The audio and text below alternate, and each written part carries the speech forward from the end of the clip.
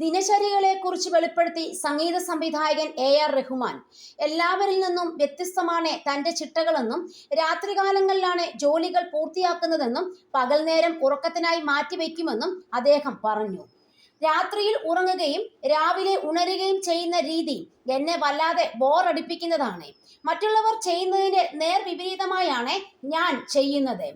എൻ്റെ ജീവിതചര്യ ഞാൻ അങ്ങനെയാണ് ക്രമീകരിച്ചിരിക്കുന്നത്. ചിലപ്പോൾ അതിരാവിലെ ഞാൻ പ്രാർത്ഥിക്കാൻ പോകാറുണ്ട്. മുംബൈയിലെ ഗതാഗതക്കുരുക്ക് ഞാൻ കണ്ടിട്ടില്ല. കാരണം പകൽ സമയങ്ങളിൽ ഞാൻ യാത്ര ചെയ്യാറില്ല. എൻ്റെ എല്ലാ യാത്രകളും രാത്രിയിലാണ്. നഗരം തിരക്കിലേക്ക് നീങ്ങി തുടങ്ങുന്ന നേരത്ത് ഞാൻ ഉറങ്ങാൻ കിടക്കും. കുറേയേറെ കാലമായി ഞാൻ ഇങ്ങനെ തന്നെയാണ്. രാത്രിയിൽ ഉറങ്ങുകയും രാവിലെ ഉണരുകയും ചെയ്യുന്നത് എന്നെ സംബന്ധിച്ച് വലിയ മടുപ്പാണ്. അതൊരു മോശം ശീലമാണെന്ന് ഞാൻ പറയില്ല. എന്നാൽ എനിക്കത് വലിയ ബുദ്ധിമുട്ടാണ്. ഞാൻ പതിവായി പുലർച്ചെ 2:30 ജോലികളിൽ വ്യാപൃതനാകും. രാവിലെ കൃത്യം 7 മണിക്ക് ഉറങ്ങാൻ കിടക്കും. അതാണ് എൻ്റെ രീതിയെന്നും AR റഹ്മാൻ പറഞ്ഞു.